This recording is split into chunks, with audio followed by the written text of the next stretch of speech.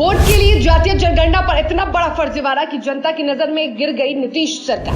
चुनाव से पहले ही नीतीश कुमार ने करवा ली अपनी फजीहत। लालू के इशारे पर सीएम ने कर दिया ऐसा काम कि पूरे देश में हो गए बदनाम। जातीय जनगणना के आंकड़े सामने आते ही हैरान रह गई बिहार की आवाम। नाराज लोगों ने कह दिया नीतीश कुमार ने कर दिया है गंदा काम। बिहार में इन दिनों नीतीश कुमार की तारीख गर्दिश में नजर आ रहे हैं और ग्रह उनके भारी चल रहे हैं। लोकसभा से लेकर विधानसभा तक के चुनाव होने हैं और बिहार के मुखिया इससे पहले ही अपनी छवि को जनता के सामने तार करने में लगे हैं।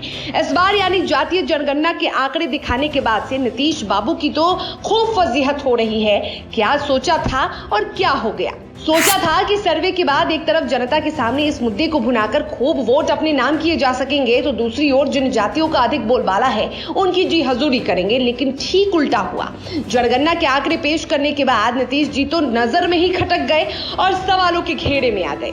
हद तो तब हो गई जब नीतीश कुमार के सांसद ने ही उन आंकड़ों को गलत ठहरा दिया, जिन आंकड़ों को पेश करने के बाद नीतीश जी बड़े ही चौड़ के साथ, बड़े ही गर्व के साथ ये कहते नजर आ रहे थे कि बिहार की जीत हुई है, जातीय जनगणना आखिर हो गया और आंकड़े भी बड़े ही सफलतापूर्ण पेश कर दिए गए। जनता दल यूनाइटेड के सांसद सुनील कुमार पिंटू ने कहा कि जातीय जनगणना सही से हुआ ही नहीं है। 100 साल बीत जाने के बाद भी उनके समाज के लोगों का सही आकलन नहीं हुआ है। सुनील कुमार पिंटू ने साफ कहा कि हर जिलाध्यक्षों की राय है कि हमारे यहाँ जिलों की जो गिनती हुई है वो सही नहीं हुई है। सांसद ने बगावती तेवर तक दिखा दिया और ये भी कह दिया कि मैं सांसद बाद में हूँ, लेकिन पहले मैं अपने समाज का बेटा हूँ। इतना ही नहीं, हर जिले की जनता यही कह रही है कि उनके यहाँ कोई सर्वे टीम आई ही नहीं, तो फिर नीतीश बाबू के अधिकारियों ने यह आंकड़ा कैसे पेश कर दिया। पूर्व डिप्टी सीएम तारकिशोर प्रसाद का भी यही कहना है। तारकिशोर प्रसाद ने कहा कि जातीय जनगणना बेहद जल्दबाजी में चुनावी लाभ के लिए बिहार सरकार द्वारा कराया गया है। जातीय जनगणना के आंकड़ों में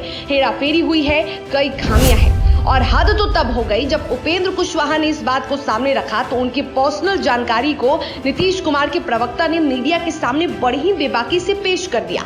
एक तरफ नीतीश कुमार की सरकार ये कहते नजर आती है कि जातीय जनगणना के आंकड़ों को सार्वजनिक नहीं करेंगे, किसी भी पर्सनल डिटेल को सबके सामने नहीं रखा जाएगा, तो एक बड़े नेता की पर्सनल जानकारियों को सबके सामने रख देना यह नीतीश कुमार की सबसे बड़ी खामी को दर्शाता है। तो चिराग पासवान ने इसी को लेकर सरकार से दोबारा नए सिरे से सर्वेक्षण करने की मांग कर दी और यह भी कहा कि लोगों को इससे फायदा होगा। उपेंद्र कुशवाहा की जानकारी देने के बाद से अब लगातार नीतीश कुमार की फजीहत हो रही है। बीजेपी नीतीश कुमार को खूब घेर रही है। अब नीतीश कुमार जातिगत सर्वेक्षण के आंकड़े को लेकर बुरी तरह से फंस चुके हैं। एक तरफ लालू यादव का प्रेशर तो दूसरी तरफ बीजेपी की प्लानिंग। नीतीश कुमार के पास फिलहाल कोई चारा खुद को बचाने का है नहीं। आंकड़ों के अनुसार ईबीसी 36% सबसे बड़ा सामाजिक वर्ग बनकर उभरा है, जिसके बाद अन्य पिछड़ा वर्ग की आबादी 27.13% है। सर्वेक्षण में यह भी कहा गया है कि ओबीसी समूह के अंतर्गत आने वाले यादव समुदाय की आबादी सबसे अधिक